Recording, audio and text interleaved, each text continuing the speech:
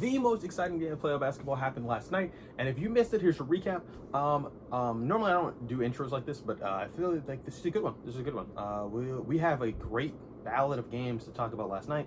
There was two games. The second round series and the start of both of these series, by the way, against OKC versus Denver. And then you have your traditional Boston versus New York. Very, very exciting games. Very, very exciting games. One of them being an overtime thriller. Yeah, and then the other one being like, dude, what the... man, New York. New York, man. Let's talk about the game that happened first, though, last night. New York versus Boston. We are going to pull up... In fact, we're going to do this. One of these games.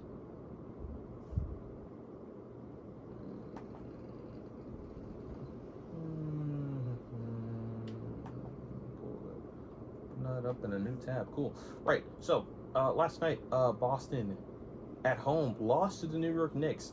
Now, in an overtime match. So, you might be saying to yourself, what happened and transpired for a 60-win team that has never lost to the New York Knicks the entire regular season, at least, and 4-0'd them, and not only 4-0'd them, but blew them out in every single game that they played against each other? How could that team not only beat them at home, but get to an overtime to beat them at home? So yeah, why is that? Okay, so let's really quickly, because I think this is important to talk about. I'll go over the box score very quickly and give you kind of like a feel for the game before I describe to you everything that actually happened in the game. OG Anunoby went absolutely nuts last night. He was tied for leading scorer on the New York Knicks, and he had 29 points. He shot 50% from the field and 54% from three. That should tell you how OG Anunoby was hooping last night. Dog also only had one foul. He was playing great defense on Jason Tatum, and when he got the switch on Jaylen Brown, he was also playing great defense on him. So yeah, that's big. And the person you expect to be their leading scorer, Jalen Brunson. What type of game did he have? 39% for the field, not the greatest. 55% from three, pretty good.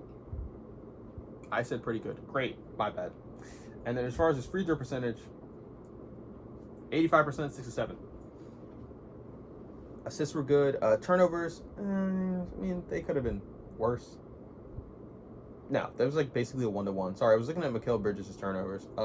Assists. Mikal Bridges came up clutch for them in overtime, by the way. So I will completely excuse his 8 points because his defense. Not only was his defense amazing, his rebounding was amazing, and the points that he did score were very important. But if they lost, trust me, this would be a slander video for Mikal Bridges. As far as Cat was in foul trouble the entire game, as per usual. Literally, the New York Knicks were conceding almost every single switch with him and Jason Tatum and Jaylen Brown, which led to him getting baked on the perimeter because he can't guard in the paint, and he's a slow-footed 7-footer. So if he can't guard, he's not a great rim protector. So imagine this guy who you're asking to be your rim protector, who's already not good at it, on the perimeter. He's gonna get baked. Absolutely, obviously, right? So you might be wondering what happened in Boston. So Porzingis did not play a lot of minutes. In fact, he had 0 points. He only played just short of 13 minutes, and a nagging sickness, they were saying it was. I'm not really sure, but I think it's a nagging injury, and I don't think it's a nagging him being sick, because he didn't look sick recently. As far as Jaylen Brown and Jason Tatum, these two dynamic dumbasses played absolutely fucking awful last night. They both had 23 points, but the shooting was abysmal between the both of them. Really bad. And the shooting as a whole from this team was really bad. I'm not even going to... Brown, 1 for 10. Tatum, 4 for 15. Didn't look that bad when I was watching it, but God, looking at the box score after the game, just to make sure that I was not missing anything, terrible. Again, Porzingis didn't play like a many minutes, so he gets a pass. 5-16 from Derek White. He did have to take a lot of those threes, but shouldn't take them. All of them shouldn't not have been threes. His rebounding was amazing last night. That's one of the good things from him. Jason Tatum's rebounding last night was also amazing. The turnovers from him, not as much. Still showing like issues as being a primary playmaker, and that's why he's not the primary player on the team. That's why they have Derek White and Drew Holiday, so they can try and do playmaking by committee. Peyton Pritchard, Only 24 minutes from him, and that has a lot to do with him being unplayable in most series because he is so small and a defensive liability. He has to play very short spurts, and he has to be very, very effective offensively in those short spurts that he does play, because if not, he's absolutely useless. Al Horford, man, oh man, he played some good defense, and that's about it. Because if you look at his numbers, you would be like, yeah, that makes sense from a guy who's in year 18 and is old as. As far as Luke Cornett, besides the fact that he was in foul trouble a lot, he had some pretty good defensive stops. Those were the highlights of his game. So, with everything that I just said, you can clearly tell that this team did not have a good offensive night. Oh, by the way, Drew Holiday's first night back. Drew, solid game from Drew. That's it though. Like, that's like it. Again, Derek White and Drew Holiday both had solid games. Your dynamic duo of Finals MVP and guy who thinks he should have won Finals MVP. Should have won Finals MVP. AKA Broken Jump Shot Man and Broken Knee Man. Terrible games. Horrendously bad games. But that's not the thing we need to talk about. Let's go ahead and get that play-by-play for you in overtime. Let's go ahead and break down that part of the game because this was a slugfest. Why'd you pull up the first quarter? No one cares about this. OT. Now, overtime is a 5-minute period in which they've got to this point in the game. I know you might be wondering, how did they even make it to overtime in the first place? Shut up. So, this team, Boston, who was up as much as 20 points in the third quarter, the game was pretty much over in my opinion. I'm looking at the clock and I'm like, this is post halftime. I'm sitting over here. If you go up 20 in the third, right? At any point in time, the game should be over. There should not be any more fight in the enemy team, and there should be no losing for you, the winner, the victor. You should be the victor. There should not be a loss. It should not be possible for you to lose at that point in time. But Boston showed their old ugly heads again, because here's the thing: when Boston is not shooting well, they look exactly like how they used to look in the past. They are the same Boston team, masquerading as champions. Anyway.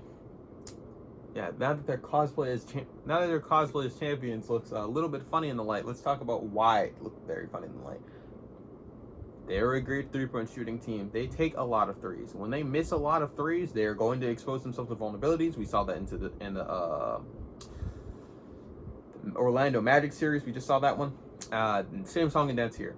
Especially without Porzingis. Porzingis makes their offense a lot more dynamic, and it's honestly weird that he makes their offense so dynamic, considering that he is, by all intents and purposes, a very tall three-point shooter. So, let's talk about how they got to this point in overtime. Overtime happens, right? Obviously. They make it to overtime. Bridges gets his third steal. Remember, I was saying his defense was amazing. His defense was great. Brown loses the ball in the turnover. They call a timeout. They call that timeout. Towns comes in. Now, Towns is in foul trouble immediately. I just want you to keep this in mind. Towns has 5 fouls this entire time. Towns has 5 fouls. Keep that in mind. They got him into foul trouble very early and very quickly. This is a thing that happens with Towns a lot.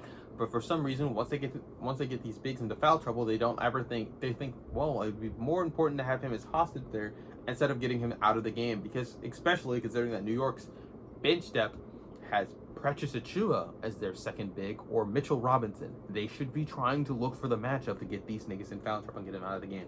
Game is tied, by the way. So, Brunson comes back. Brunson goes out for McBride. Robinson comes in. Right?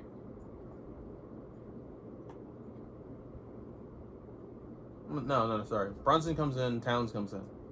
They did that because they wanted a better defensive look to make sure that Boston doesn't get this thing. By the way, the reason they went to overtime is because Brunson really missed a very easy and open floater, and on the other end, I think Derek White hit a huge three, and that got them into overtime. I think the Knicks had another shot at it and didn't work. Let me actually pull that one up. Yeah, let me pull that up. I don't have to speculate. Latest first. This is the context we're getting. Yeah, Brunson misses a very easy layup off the top of the glass that I'm sure he would love to have back and take it and make it. Horford gets the rebound. They secure that. They secure that. There is a timeout by the Celtics to advance the ball. There's a couple seconds left. No, there's there's 0.6 on the clock actually. Tatum, initially, they try to inbound the ball, right? And it does not go well at all. They call a timeout, redraw up the play. That's when Bride and McBrunson come in. That's what Bride and McBrunson, Jesus Christ, McBride and Robinson come in for Tat and counts, respectively, so they can get a defensive look. Tatum misses a turnaround three. Okay, now that we're caught up, I can tell you about overtime again. Jesus Christ. Sometimes it's hard, guys. Sometimes it's hard. It can be harder though. All right, so Brown jump ball. Horford tips it to Brunson. Brunson gets a pull-up three. This does not go anywhere. He misses the shot. Towns gets the rebound. They kick it out to Brunson again. He misses it again. Brown gets his rebound. So then again, it's still 100-100, guys. Just making sure you can understand what I'm saying. It's very complex, not. Brown gets the rebound. Takes it all the way out. Hart fouls on. It tells you the official who was, they're telling to the foul instead of like who they fouled on. By the way, there was moments in this game where they were hacking Mitchell Robinson to make him basically unplayable. And when Towns had these fouls too. So again, they should have attacked Towns and made sure he didn't play in the game any longer, and this would have limited them drastically. Drew Holiday's fouled. No, Drew Holiday isn't fouled, my bad. Drew Holiday takes a three, misses it. I don't know why they say it's missed. Mikal Bridges absolutely blocked out of that shit. Celtics get the rebound. Celtics turn over the ball due to a shot clock violation. Bridges takes a fadeaway jumper and misses it. Tatum gets that rebound. Gets it to Jaylen Brown. Jaylen Brown has a really bad turnover. It's not even like, I don't know why he did that. Mind you, this is how Brown got this turnover. Tatum swings the ball to him. Brown, right, never really catches it. Bridges grabs the ball, takes it, turns around, chucks it back in. Great by the way. It was amazing steal in live action. You could probably pull up the play. OG Anunoby cuts to the basket and gets a dunk. This was assisted by Hart. Hart is who caught the ball after Bridges inbounds it. Not inbounds it, but keeps it inbounds. Tatum is called for a foul. On this duck, and OG Anunoby hits his free throw. Mind you, OG Anunoby was amazing. This was a very crucial play, by the way. Celtics get the ball. Tatum tries and gets this step. Tatum tries for a step back jump shot. It does not go in. White gets a massive rebound. They try and White tries to get a putback. It does not go well. Towns gets his rebound. Again, if they went after Towns, he would not be in this game. Bridges hits a huge three. This is his final shot. By the way, this is what gets him to 8 points. Tatum gets a layup. This is the first time that the Celtics have scored in overtime. There's 2.8 left on this. There's 2.8 on the clock now. It's 106 to 102. Brunson floats up a jump shot. Does not go. Towns gets the rebound and Towns puts it back up immediately. He catches it with one hand and throws off immediately. Soft off glass goes in. Horford tries for a step back three. No idea why he did that. I'm watching it in live time. Still no idea why he did that. Holiday gets the rebound. Brown takes a jump shot. Brown makes the shot. Brunson again misses a fadeaway jump shot. So yes, Brunson was good this game, but like his teammates are the reason why they won the game. Like after he cooled down, yeah, it was up. Towns gets another huge offensive rebound. Only for him to swing it to he swings it to Josh Hart. Josh Hart misses it. Derek White gets another huge rebound. Towns takes a personal foul. This is actually his fifth foul. My bad. And they sub out Brunson and Towns for this, right? They inbound the ball. Celtics try to inbound the ball. They throw it in, and Brown doesn't even get a chance to touch it. He touches it just barely. It was a terrible pass, right? Bridges secures the ball, and the game is over. As far as the Celtics, what do I have to say for the Celtics, and does this change my opinion on how they win the series? No. I had them sweeping them, but yeah, no, this doesn't change me having them win the series. They're not gonna win the series off of one game. I'll probably change I change my opinion if they can beat them again. But yeah, no, I don't think they'll win this series off of this. Time to get into the Nuggets game. Man, sometimes, This is the second time trying to do this video, by the way, just in case anyone was unclear. All right, so how did this happen? So the Thunder were looking very dominant. They got up as much as 14. Russ was playing pretty good for all things considered. I'm going to pull up the box score just to be sure, because I'm pretty sure that he played well from watching the game, but I could be wrong. Sometimes you're wrong. If you're wondering what Jokic put up, just nothing too crazy, dog. Just make sure I'm seeing this correctly. Yeah, just this is not the right game. What the man? This is only for the fucking quarter. Well, it's only showing me his fourth quarter thing, but I just want you to know this. Jokic put up 18 points in the fourth. The rest of the team combined 36 points. Just think about that real quick. He put up half of the team's points in the fourth. So but let's look at the entire game really quickly, so I can, Jokic just had a casual 42 and 22 and 6. 42, 22, and 6. 7 turnovers, not the greatest, but 40, 22, and 6. And OKC was getting in transition because of the turnovers, and they were looking amazing in transition. The shooting was amazing. Everything was working for them. The defense is good. The offense is good. Everything was great. So you might be saying, how did the Nuggets come back? Jokic. Simple answer, just Jokic, dog. Simple answer. Jokic being Jokic, dog. Another game where I'm looking at Jamal Murray like, dog, I don't even know if you're the best point guard on this team. Now, Russ only hit 1 3. He only hit the 1 3. Sad, very sad. Because if he made more threes, this game wouldn't have been close. I'm not gonna lie. But he had a great game. I'm not gonna lie. Can't say anything bad about Russ. Russ played amazing. Jamal Murray, man. Another one of those games where you're just like, man, I don't know what's going on with him. Christian Brown took even less shots than I thought he would, but when he did take those shots, he sure should made them. And he made them count too. They were very important shots.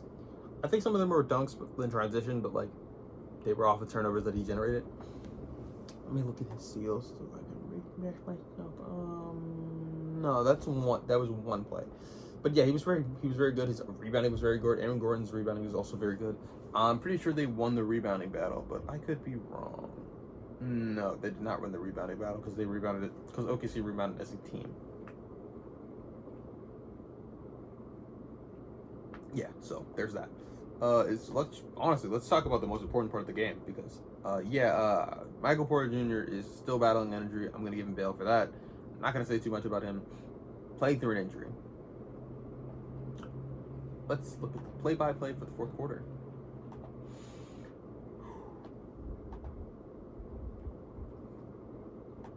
So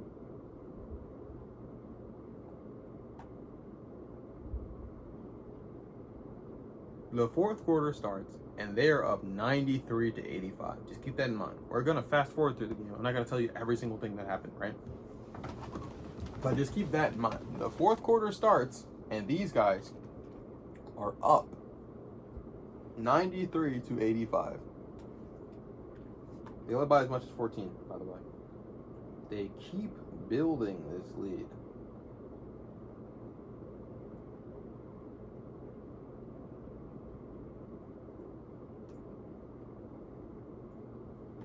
It's, by the way, Jokic getting as many points as he did in the fourth, It just looked like the Nuggets wouldn't go away. Now, I didn't think they could win the game, but I was like, they won't go away. And they're starting to make a game out of this.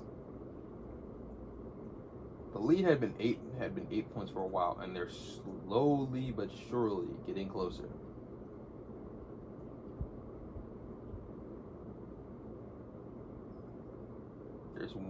There's around 1 minute remaining. It's 1:14, 1:15 all of a sudden. And I'm just sitting there in my bed watching this game like, I don't know how we got to this point. And not because I wasn't watching the game, I'm just like, I have no idea how they closed this lead up. And they're only down 1 point at this point.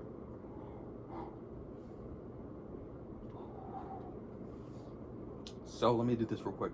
Jokic is a big three, a huge three to get to 114, 115. 107 left on the clock. That gives him 40 points.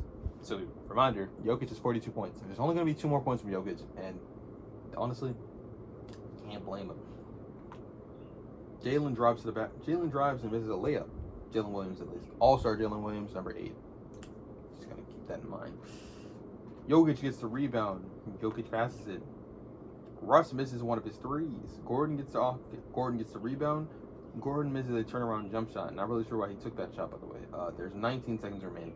Jalen Williams gets a block. Jalen Williams gets a massive block on him.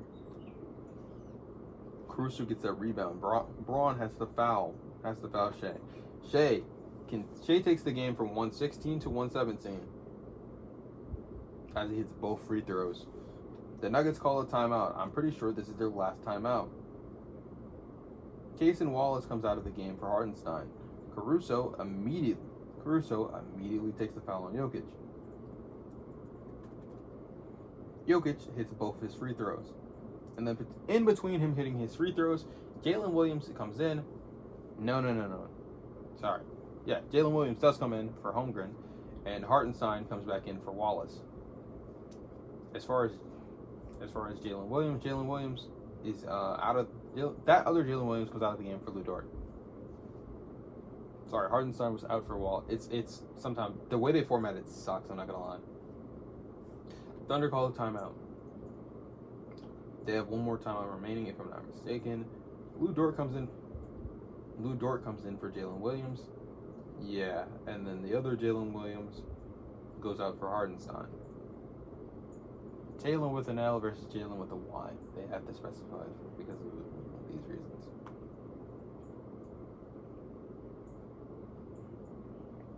Shea immediately catches the ball, but instead of dribbling this, because I don't think the Nuggets have any more timeouts at this point. Let me check. Nuggets don't have any more timeouts at this point. He goes to the basket and dunks it immediately because it's a wide open lane. I don't blame him for doing that dunk, but I do blame him for taking the dunk if they're gonna foul up three, which they obviously do foul up three. Just spoiler alert, it's one of the reasons why they lose the game. Fouling up three, dog. Aaron Gordon proceeds to hit one of his free throws. The subs happen. He hits his second free throw.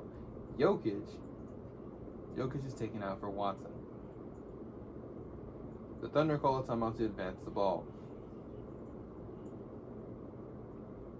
Dort is taken back out for Jalen Williams with a Y.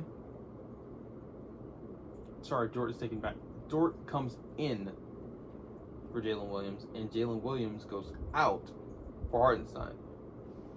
Keep in mind, these two Jalen Williams are two different people, and it would be a lot easier if you had the play-by-play looking sitting right next to you. Anyway, Chet misses his first free throw after being fouled by Russ. Chet misses his second free throw. The rebound goes to the Nuggets. The Nuggets get this rebound. Braun takes it about to the free throw line. He has Shea in front of him, right? Imagine this. Just use your blank mind as a canvas. Shea is standing in front of Christian Braun. Russ catches the ball. He's on this out of bounds side, right? And here's the other side. Near this side. He's driving. Gordon is already gone immediately. Chet is gone too because he was the free throw shooter. He was the first person to get back on defense. Chet is sitting back here. Russ has two men to beat in front of him. Jalen Williams, the all-star one, who is a great rim protector, remind you. And Russ is not the world's greatest driver, right? And then there's Chet. Chet in this moment is thinking, I need to soft double here. because I'm not afraid of an Aaron Gordon 3. Unfortunately for him, Aaron Gordon nails this 3. And there's like, what, 3.2 seconds remaining after he hits this 3. This 3 was huge. This wins them the game, especially because the Thunder don't have any more timeouts. They don't have any more timeouts. Reasons why we do not foul up 3. It gives you way too much time. It gives way too much time for the clock.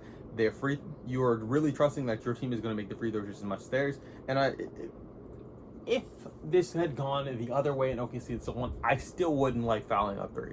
But I think it's especially bad when stuff like this does happen because of how they lost in that nature. I don't think Chet will miss 2 free throws like that again, and I also don't think that OKC will have to deal with a Jokic 40 and 22 game again. They should be wary though, because if Jokic has the like less turnovers next game, bro, this is going to be a lot closer, a lot earlier. So good luck as far as OKC teams go. Does this change my opinion on how I have the OKC Thunder winning? No, but it might take more games than most people expect. I still had OKC in 6 because I feel like they could lose in Denver.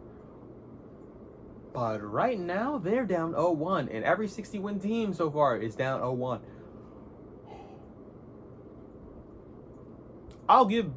Here's I'm going to listen from most disappointing to least disappointing for teams who are down 0-1.